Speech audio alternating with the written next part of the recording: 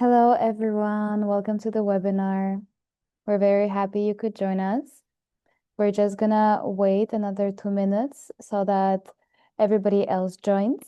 And in the meantime, I would welcome you to just use the chat and let us know where you're from where you're connecting. And as soon as more people join, we're gonna start with today's webinar.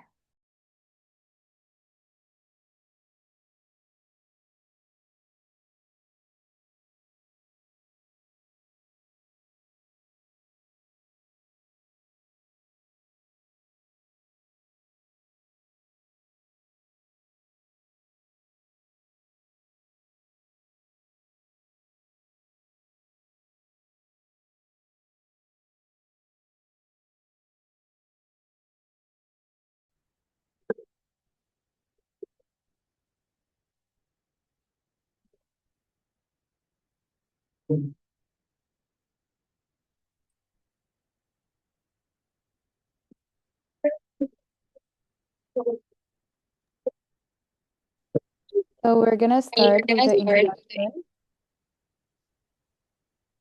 We're gonna start with the introduction. Hello, my name is Kate. I'm gonna be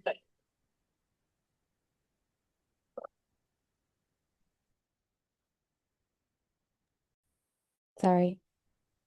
I'm gonna be the speaker for today, and today our webinar, we're gonna be talking about the recent U.S. visa changes, a path to study and work in 2026.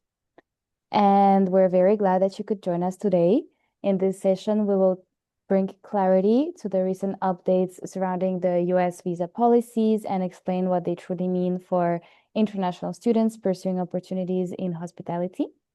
So our goal today is very simple, is to give you accurate information, practical guidance, and reassurance about your path forward. Now, here is what we're going to be covering on the agenda. First, we're going to be talking about Hospitality Academy, then about the F1 visa, the policy changes, how to ace your F1 visa interview, and why Hospitality Academy remains aligned with all of the recent changes.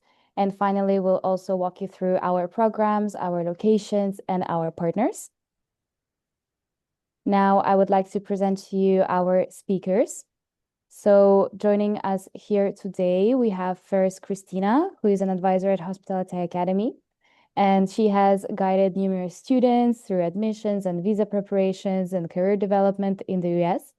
And she will be introducing Hospitality Academy and explaining the F1 visa pathway that makes students in the US possible. And then we also have Laura, who works closely with students, the visa processes, and understands how recent policies updates are being applied in practice. And she will also walk us through what has changed, what hasn't, and how to approach your visa interview with confidence. And now I will leave the floor to Christina, who will give us a little quick presentation for Hospitality Academy and talk about the F1 visa. Perfect. Thank you, Kate. So just to give a brief introduction about who Hospitality Academy is, we are Hospitality Academy and we provide multiple offers in terms of the hybrid programs in the United States.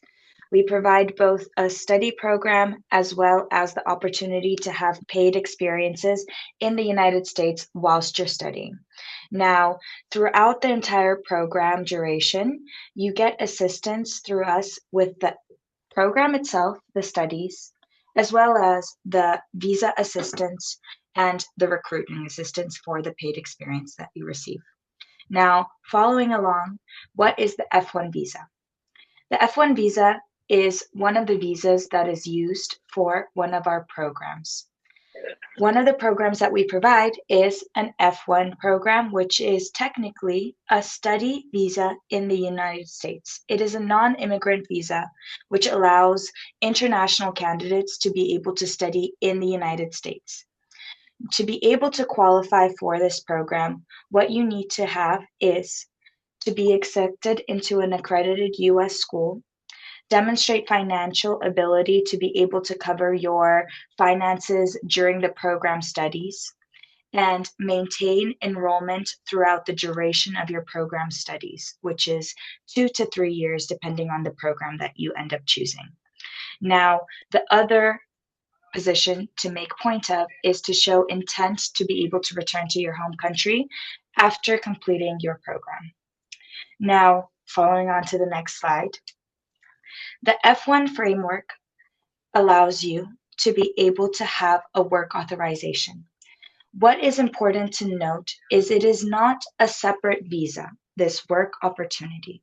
It is a work authorization that is added onto your F1 visa, which is a study visa in a US accredited university.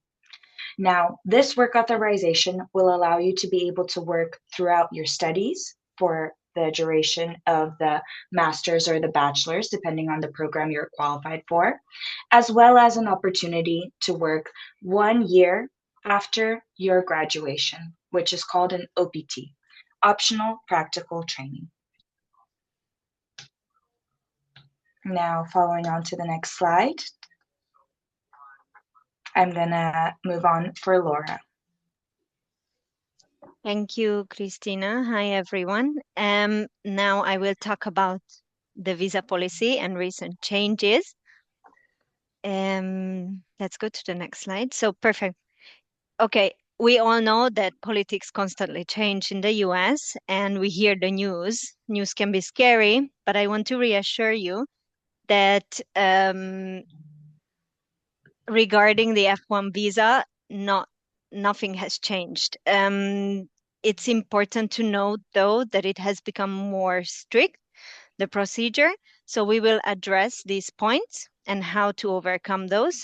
But firstly, I want to make sure that you understand that this visa class is not closed and you can still qualify for it and apply for it.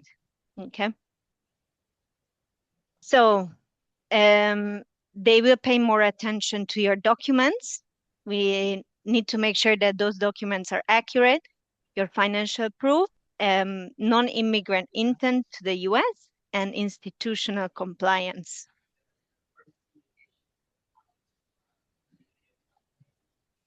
And as I said before, the F1 visa category is still open. Okay, so nothing changed regards that. And the accredited universities that we work with still continue to issue the documents that you need. You can study full-time, and the options that Christina was explaining are still federally regulated. So now let's talk about your F1 visa, because I think that's the most exciting part for everyone and maybe the most stressful as well.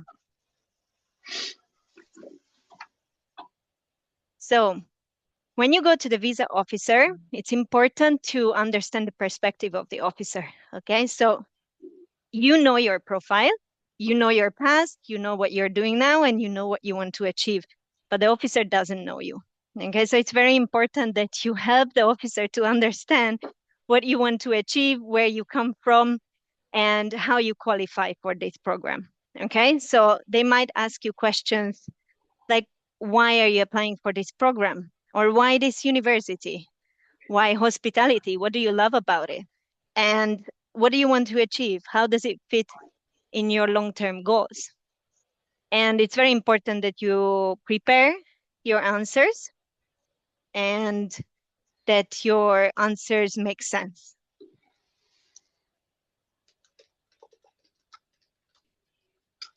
Okay, so apart from your program, the officer also wants to understand your personal life a little bit, okay?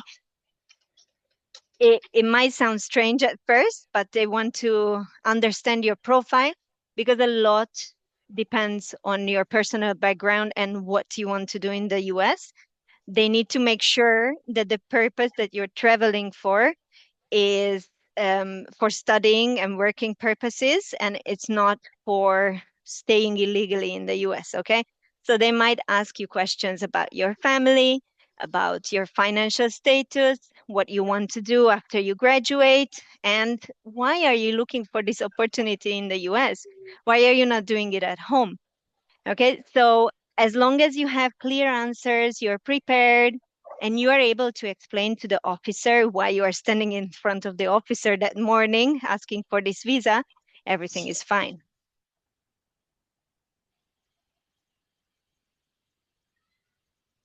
Of course, during the process, you will understand the required documentation, okay? Because at first, this always seems confusing, but the team will prepare you, okay? So, of course, you need a valid passport, an I-20 form.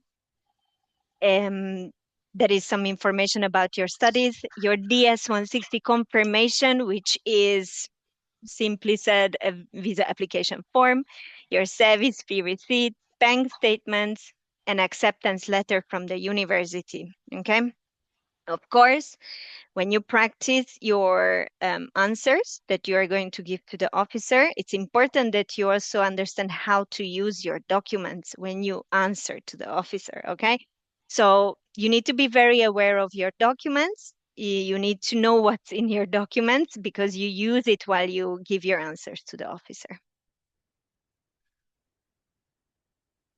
So, as I said before, the officer wants to make sure that you are going to the program for the purpose of what you're applying for. And for this reason, they need to make sure that at the end of the program, you have a reason to leave the country. Okay, so how do they understand that? Of course, they will try to ask you questions about family, your career plans, and how you want to use this opportunity later on. Because it's one thing to attend this opportunity, but you need to be able to demonstrate your plans and what you want to do with this program. Okay.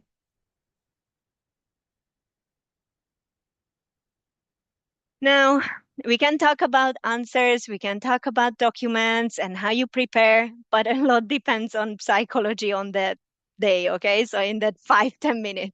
So you can prepare as much as you want with your documents, but a lot depends on how you behave in front of the officer, okay? So for example, you need to dress professionally.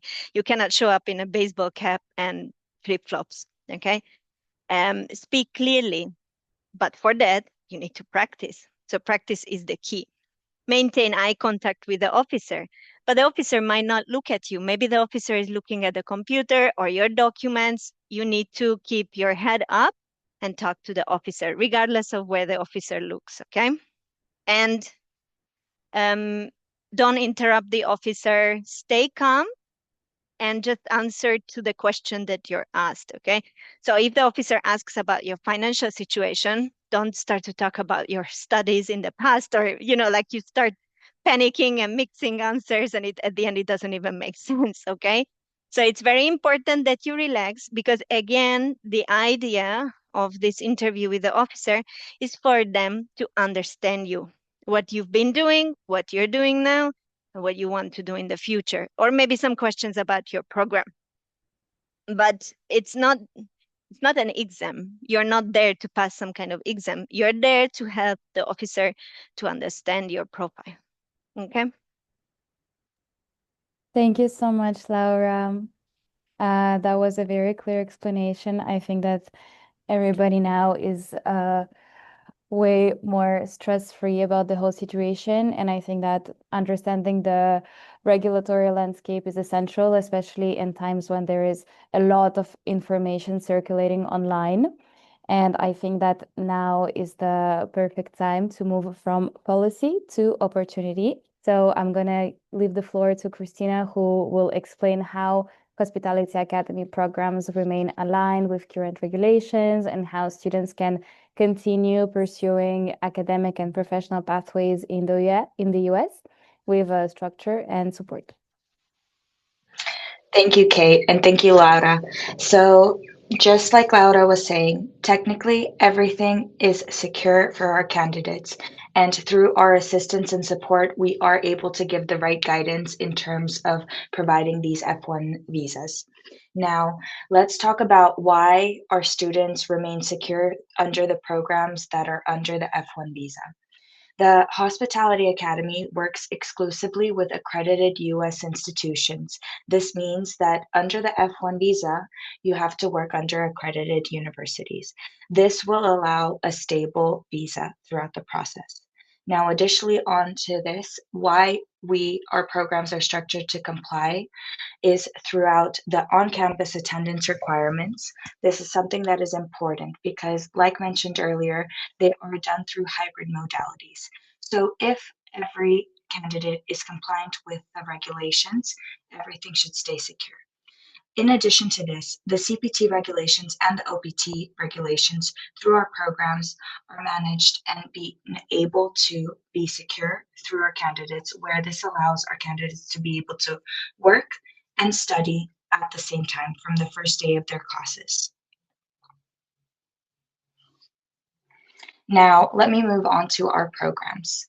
We have two programs under the F1 visa. One is a master's, an MBA, Master's in Business Administration, as well as a Bachelor's in Business Administration. Both programs allow you to also have a hospitality online certification, which justifies your CPT work authorization, as well as the OPT work authorization. Now, moving on to the Master's in Business Administration, this program is a duration of 2 years long. Depending on the location of the campus that you decide on choosing, you have between 1 day per semester, so once every 4 months, that you're able to attend the mandatory in-person classes, up to 4 days, 4 days per semester, so once every month. Now, this is a recognized master's degree, and in addition, what is required is to have a bachelor's degree. You are also required to submit your transcript for your bachelor's degree. You are required to submit your either proof of English proficiency exam, or again, depending on where you studied your bachelor's and where you are from nationality-wise, you can also submit an MOI letter, which is a medium of instruction letter. Now, depending on the campus location that you choose, the GPA, which is your grades, might vary. So this is why a discovery call is needed, because every candidate is different and their case is dependent on their profile. Now, like I mentioned earlier, the program duration is 2 years with the possibility to extend the F1 opportunity for 1 extra year after graduation. And you're able to work from the first day of classes up until graduation. Now, following on to our business degree, this also is a Bachelor of Business Administration. For both programs, you have the 5 core subjects of human resources, marketing, economics, finance, and accounting. Now, like I mentioned before, what is important is a hospitality class in the curriculum, which is where the hospitality certification comes in. It requires more in-campus visits. So in terms of the bachelor's, the on-campus requirement is once a week rather than once every 4 months or once a month for the master's degree. What is required for the bachelor's degree is a U.S. high school diploma, as well as a proof of English proficiency. This again is dependent on where you're from, whether you need to take an English exam, or whether you're exempt from the English proficiency exam, depending on your country medium of instruction on the high school, as well as your nationality. Now, in terms of the program duration, the program is 3.5 years long. You are able to work from the second year of your bachelor's degree, unlike the master's where you're able to work from the first year. You are able to work for the CPT 2 years throughout the 3.5 years of the program duration, as well as the possibility to extend 1 extra year for the OPT, which is the optional practical training that you're able to work after you graduate. Moving on to the locations. Like I mentioned, if this is something of interest to you, it's better to book a discovery call with us to understand your profile, to check your eligibility per program location. However, the 5 locations that we have for the program under the F1 visa is Miami, Phoenix, Orange County, Washington, D.C., and Detroit. Now, in terms of the recruitment assistance, this is the first step was the study program. Once your visa is approved and once you have the actual F1 status, you will have access to apply to the positions that our partners offer. These are active offers including Rosewood in DC, Langham in Chicago is a very common option for our F1 students, as well as Ned's Club, which is a venture company of Soho House. These are a few of our properties that we work with. We work with over 500 properties, which include restaurants as well as 3 to 5-star hotels all over the United States. This allows you to be able to actually live and work in another location than the campus location that is offered, since there is a hybrid modality. Now, like I mentioned, a discovery call is always the best solution if there is an interest in pursuing the program and finding out the eligibility for each candidate. So I am eager to persuade anyone to be able to book a call with us and understand their eligibility and further program details for each candidate to be able to have the opportunity to study and work in the United States. This is the QR code to be able to book a call with us. We are more than happy to have this call. Schedule it per your time zone. It's always there on the Calendar link where you're able to adapt the time zone to your location, and then you'll be able to see the available schedules per your availability. Thank you so much, Christina. And thank you, everybody, for joining us today. And now I see that we have some questions in the chat. First question is about the fees structure. And Hrishav is asking if he can pay the university fees as installments. Very good question. So the payment plan is dependent on the location that is chosen, which is why the discovery call is always important, because depending on the eligibility and the grades of each candidate, the location does depend on their profile. However, to answer it in short, yes, there is a payment plan that allows them to be able to pay majority of the investment whilst they're in the United States studying and working. It's normally done in a 16 installment plan, which is a monthly installment, and therefore they're able to pay it off and still be left with a lump sum of savings to be able to pay for rent and cost of living whilst they're having their program studies. Thank you so much. The next question is, what is the age limit? Another very good question. Technically, legally speaking, there are no requirements on a cutoff date. However, I will be honest, normally after the ages of 35, there needs to be more proof for the government and the visa interviews to be able to justify why there is the F1 visa for this specific candidate. Now, normally under the ages of 35, it is no requirements. It is between 18 to 35 normally that we recommend to join the program. Thank you so much. Now, another question that we have, I think this is for Laura. And I have Omar asking, what about the J1 program? Is there any changes in the visa processing? So J1 program is still ongoing. It exists. It's working well. Okay. There are some countries that are a little bit limited by the current government administration, so that depends on where you're from. But majority of the cases, they are still ongoing, and J1 is still there. It exists.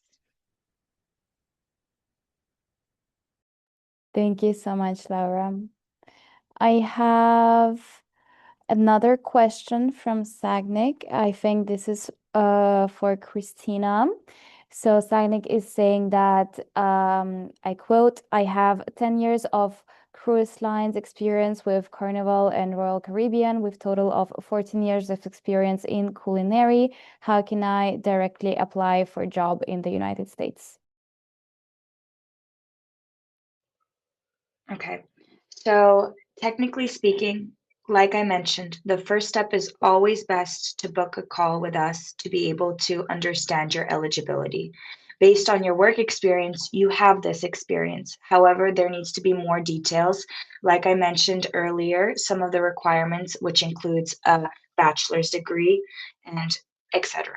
So this is the reason why the discovery call is made. In essence, technically speaking, if you have a bachelor's degree, you would be able to apply for the MBA F1 program. However, like aforementioned, it's always best to have the call to be fully understanding what your profile and what your eligibility is based on the programs. Thank you so much. Another question from Estella. I think that this is for Laura. Does the current travel ban affect eligibility? So as I said previously, your eligibility for this program depends mainly on the things that Christina talks about, your studies and grades, and I don't know what else it is. She knows exactly what it is. But I do have to say that regarding the travel ban of this government administration, in very rare cases, it can affect you. But that depends on your nationality and the passport that you hold. Okay, so I'm going to tell you an example. If you hold a passport from Myanmar, I believe that you are affected, for example. Okay, but again, majority of the cases, you are not affected by this. Yeah. But I recommend just booking the call, the discovery call, because everybody's circumstances are different, and they can exactly tell you whether you are affected by the travel ban or not. Thank you so much. Another question I have from Simon. He's asking if he will have a job for his MBA a month after getting the visa. I think that this is more of a question about the fee structure and the income structure depending on the job and on the program. So I think, Christina, that this is the question for you. Of course. Based on the message that was sent from Simon, from my understanding is the question is when you will receive your job.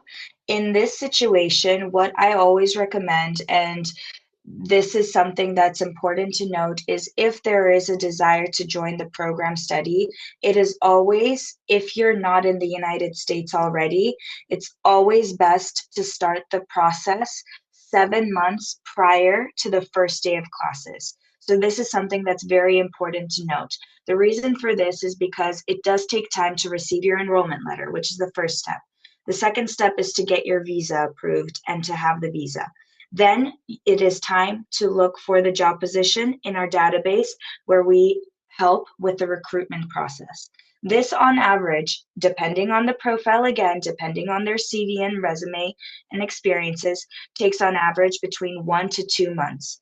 Now, based on this, ideally, all of this needs to be done before you're in the United States so that you can utilize the day one CPT, working from the first day of classes. So to answer that question, as far as how I understand it, is you need to secure the job position before you actually start the first day of classes so that you're able to pay off the investment as you go throughout your studies. Perfect. Thank you so much. I hope, Simon, that this answers your question. Moving on, I have a question from Shay. She's asking, do you help with the visa process, including filling out the DS-160 form and scheduling the interview? So to answer this question, yes. What Hospitality Academy does is we provide assistance throughout the entire duration of your process, including the visa process, the enrollment to the program, as well as the recruitment assistance. Now, it's a two-way street. This is also important to note. We don't have your passport copies. We don't have personal details regarding you. So it's always important that, yes, we give you concrete instructions on how to do the steps, but there are some things that we need from your side. So it is not 100% that we do everything. We guide you throughout everything. Thank you so much, Christina. I think, as I see in the chat, we have just one last question from, actually two questions. The first one is from Maria Carolina, and she's asking which intakes are there throughout the year? Good question. Depending on the location, it's between 2 to 6.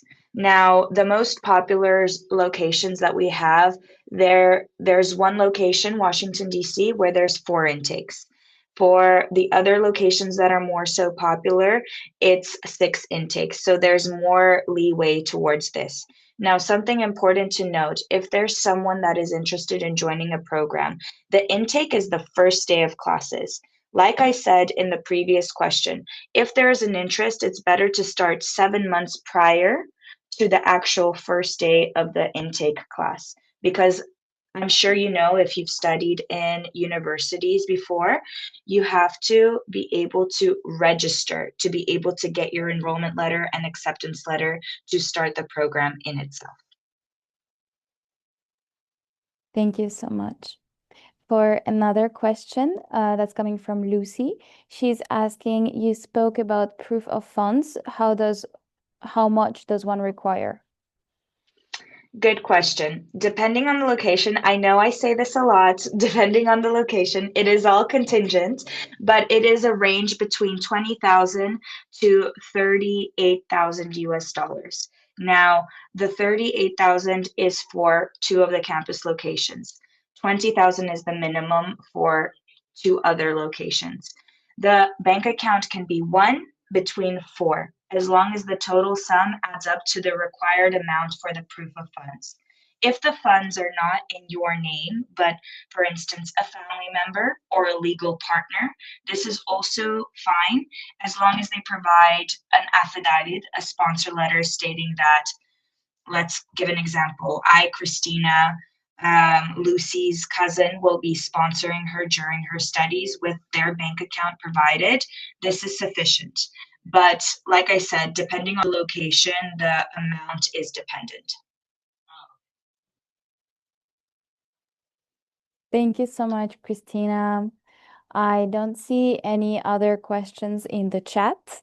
And also, as Christina mentioned, and I think that throughout the answers to your question, you probably also noticed it as well, that the best approach to get all of your answers would be to book a call. It's completely free. You're going to be talking to our advisors who will be able to assist you with your personal situation, because everybody's situation is different.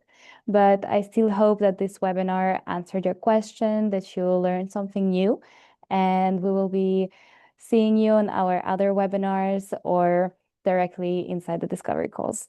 And thank you everybody for joining once again. Thank you, Laura, and thank you, Christina, for delivering the information. And we hope to see you at our other webinars. Thank you so much. Thank you, Kate. Bye, everyone. Thank you. Bye. Thank you.